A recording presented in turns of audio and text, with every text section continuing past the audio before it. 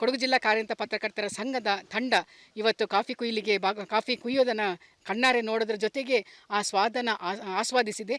ಅದರ ಜೊತೆಗೆ ನಮ್ಮ ಶಾಸಕರಾದ ಪೊನ್ನಣ್ಣ ಸರ್ ಅವರು ವಿಶೇಷವಾದ ಬಹುಮಾನವನ್ನು ಘೋಷಿಸೋ ಜೊತೆಗೆ ಪತ್ರಕರ್ತರಿಗೆ ಒಂದು ಹುರುಪನ್ನು ಕೂಡ ಕೊಟ್ಟಿದ್ದಾರೆ. ಜೊತೆಗೆ ಏನು ಅಂತ ಹೇಳಿದರೆ, ಪ್ರತಿ ಬಾರಿ ಸಹ ನಾನು ಹೇಳ್ತೇನೆ, ಪತ್ರಕರ್ತರು ನಮ್ಮ ಆರೋಗ್ಯವನ್ನು ನಾವೆಲ್ಲೋ ಒಂದು ರೀತಿ ಕಳ್ಕೊಳ್ತಾ ಹೋಗ್ತಾ ಇದ್ದೇವೆ ನಮ್ಮ ಒತ್ತಡದ ಬದುಕಿನಿಂದ ಅಂತ. ಇಂತಹ ಕಾರ್ಯಕ್ರಮಗಳು ನಮಗೂ ಕೂಡ ಒಂದು ರೀತಿಯ ಒತ್ತಡ ಬದುಕಿಗೆ ಒಂದು ರೀತಿಯ ಸಾಂತ್ವನವನ್ನು ನೀಡ್ತದೆ, ಜೊತೆಗೆ ಉಲ್ಲಾಸವನ್ನು ಕೊಡುತ್ತದೆ.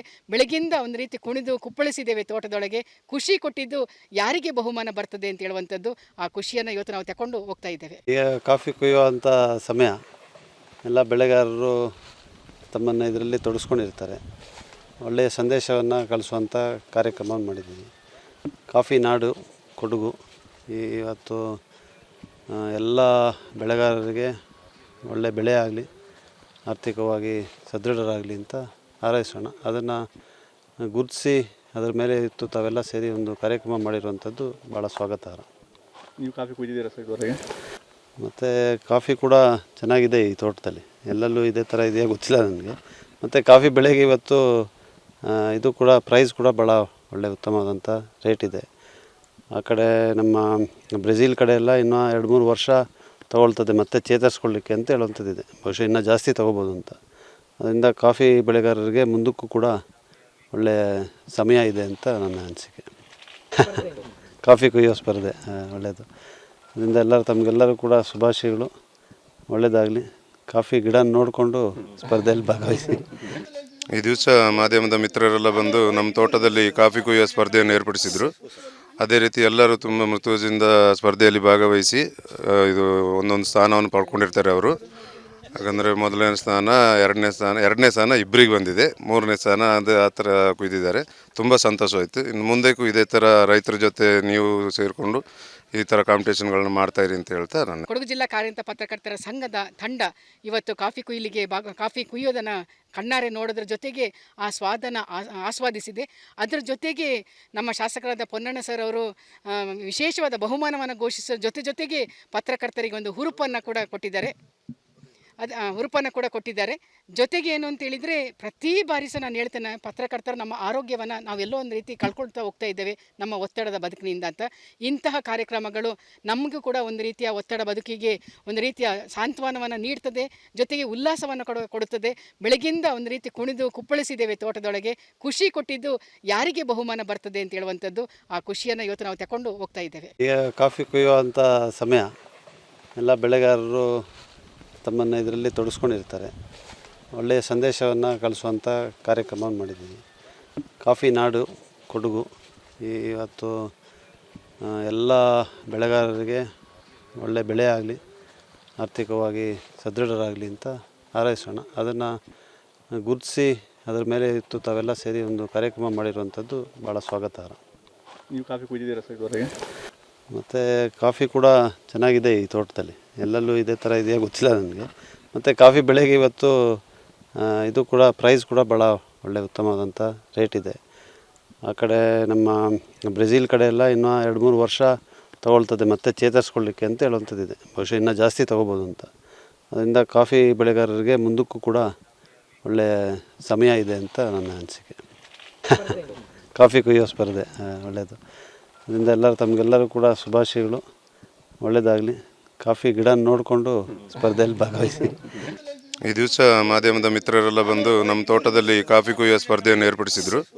ಅದೇ ರೀತಿ ಎಲ್ಲರೂ ತುಂಬ ಮೃದುವಿಂದ ಸ್ಪರ್ಧೆಯಲ್ಲಿ ಭಾಗವಹಿಸಿ ಇದು ಒಂದೊಂದು ಸ್ಥಾನವನ್ನು ಪಡ್ಕೊಂಡಿರ್ತಾರೆ ಅವರು. ಯಾಕಂದರೆ ಮೊದಲನೇ ಸ್ಥಾನ, ಎರಡನೇ ಸ್ಥಾನ ಇಬ್ಬರಿಗೆ ಬಂದಿದೆ, 3ನೇ ಸ್ಥಾನ ಅದು ಆ ಥರ ಕುಯ್ದಿದ್ದಾರೆ. ತುಂಬ ಸಂತೋಷವಾಯಿತು. ಇನ್ನು ಮುಂದಕ್ಕೂ ಇದೇ ಥರ ರೈತರ ಜೊತೆ ನೀವು ಸೇರಿಕೊಂಡು ಈ ಥರ ಕಾಂಪಿಟೇಷನ್ಗಳನ್ನ ಮಾಡ್ತಾಯಿರಿ ಅಂತ ಹೇಳ್ತಾ ನಾನು. ಕೊಡಗು ಜಿಲ್ಲಾ ಕಾರ್ಯಂತ ಪತ್ರಕರ್ತರ ಸಂಘದ ತಂಡ ಇವತ್ತು ಕಾಫಿ ಕುಯ್ಯೋದನ್ನು ಕಣ್ಣಾರೆ ನೋಡೋದ್ರ ಜೊತೆಗೆ ಆ ಸ್ವಾದನ ಆಸ್ವಾದಿಸಿದೆ. ಅದರ ಜೊತೆಗೆ ನಮ್ಮ ಶಾಸಕರಾದ ಪೊನ್ನಣ್ಣ ಸರ್ ಅವರು ವಿಶೇಷವಾದ ಬಹುಮಾನವನ್ನು ಘೋಷಿಸೋ ಜೊತೆಗೆ ಪತ್ರಕರ್ತರಿಗೆ ಒಂದು ಹುರುಪನ್ನು ಕೂಡ ಅದು ಹುರುಪನ್ನು ಕೂಡ ಕೊಟ್ಟಿದ್ದಾರೆ. ಜೊತೆಗೆ ಏನು ಅಂತ ಹೇಳಿದರೆ ಪ್ರತಿ ಬಾರಿ ಸಹ ನಾನು ಹೇಳ್ತೇನೆ, ಪತ್ರಕರ್ತರು ನಮ್ಮ ಆರೋಗ್ಯವನ್ನು ನಾವೆಲ್ಲೋ ಒಂದು ರೀತಿ ಕಳ್ಕೊಳ್ತಾ ಹೋಗ್ತಾ ಇದ್ದೇವೆ ನಮ್ಮ ಒತ್ತಡದ ಬದುಕಿನಿಂದ ಅಂತ. ಇಂತಹ ಕಾರ್ಯಕ್ರಮಗಳು ನಮಗೂ ಕೂಡ ಒಂದು ರೀತಿಯ ಒತ್ತಡ ಬದುಕಿಗೆ ಒಂದು ರೀತಿಯ ಸಾಂತ್ವನವನ್ನು ನೀಡ್ತದೆ, ಜೊತೆಗೆ ಉಲ್ಲಾಸವನ್ನು ಕೊಡುತ್ತದೆ. ಬೆಳಗಿಂದ ಒಂದು ರೀತಿ ಕುಣಿದು ಕುಪ್ಪಳಿಸಿದ್ದೇವೆ ತೋಟದೊಳಗೆ. ಖುಷಿ ಕೊಟ್ಟಿದ್ದು ಯಾರಿಗೆ ಬಹುಮಾನ ಬರ್ತದೆ ಅಂತ ಹೇಳುವಂಥದ್ದು, ಆ ಖುಷಿಯನ್ನು ಇವತ್ತು ನಾವು ತಗೊಂಡು ಹೋಗ್ತಾ ಇದ್ದೇವೆ. ಈಗ ಕಾಫಿ ಕುಯ್ಯುವಂಥ ಸಮಯ, ಎಲ್ಲ ಬೆಳೆಗಾರರು ತಮ್ಮನ್ನು ಇದರಲ್ಲಿ ತೊಡಗಿಸ್ಕೊಂಡಿರ್ತಾರೆ. ಒಳ್ಳೆಯ ಸಂದೇಶವನ್ನು ಕಳಿಸುವಂಥ ಕಾರ್ಯಕ್ರಮವನ್ನು ಮಾಡಿದ್ದೀವಿ. ಕಾಫಿ ನಾಡು ಕೊಡಗು. ಇವತ್ತು ಎಲ್ಲ ಬೆಳೆಗಾರರಿಗೆ ಒಳ್ಳೆಯ ಬೆಳೆ ಆಗಲಿ, ಆರ್ಥಿಕವಾಗಿ ಸದೃಢರಾಗಲಿ ಅಂತ ಹಾರೈಸೋಣ. ಅದನ್ನು ಗುರುತಿಸಿ ಅದರ ಮೇಲೆ ಇತ್ತು ತಾವೆಲ್ಲ ಸೇರಿ ಒಂದು ಕಾರ್ಯಕ್ರಮ ಮಾಡಿರುವಂಥದ್ದು ಭಾಳ ಸ್ವಾಗತಾರ್ಹ. ನೀವು ಕಾಫಿ ಕುಯ್ದಿದ್ದೀರಾ ಸರ್ ಇದುವರೆಗೆ? ಮತ್ತು ಕಾಫಿ ಕೂಡ ಚೆನ್ನಾಗಿದೆ ಈ ತೋಟದಲ್ಲಿ. ಎಲ್ಲೆಲ್ಲೂ ಇದೇ ಥರ ಇದೆಯಾ ಗೊತ್ತಿಲ್ಲ ನನಗೆ. ಮತ್ತು ಕಾಫಿ ಬೆಳೆಗೆ ಇವತ್ತು ಇದು ಕೂಡ ಪ್ರೈಸ್ ಕೂಡ ಭಾಳ ಒಳ್ಳೆಯ ಉತ್ತಮವಾದಂಥ ರೇಟ್ ಇದೆ. ಆ ಕಡೆ ನಮ್ಮ ಬ್ರೆಜಿಲ್ ಕಡೆ ಎಲ್ಲ ಇನ್ನೂ 2-3 ವರ್ಷ ತೊಗೊಳ್ತದೆ ಮತ್ತೆ ಚೇತರಿಸ್ಕೊಳ್ಳಿಕ್ಕೆ ಅಂತ ಹೇಳುವಂಥದ್ದಿದೆ. ಬಹುಶಃ ಇನ್ನೂ ಜಾಸ್ತಿ ತೊಗೋಬೋದು ಅಂತ. ಅದರಿಂದ ಕಾಫಿ ಬೆಳೆಗಾರರಿಗೆ ಮುಂದಕ್ಕೂ ಕೂಡ ಒಳ್ಳೆಯ ಸಮಯ ಇದೆ ಅಂತ ನನ್ನ ಅನಿಸಿಕೆ. ಕಾಫಿ ಕುಯ್ಯೋ ಸ್ಪರ್ಧೆ ಒಳ್ಳೆಯದು. ಅದರಿಂದ ಎಲ್ಲರೂ ತಮಗೆಲ್ಲರೂ ಕೂಡ ಶುಭಾಶಯಗಳು, ಒಳ್ಳೆಯದಾಗಲಿ. ಕಾಫಿ ಗಿಡ ನೋಡಿಕೊಂಡು ಸ್ಪರ್ಧೆಯಲ್ಲಿ ಭಾಗವಹಿಸಿ.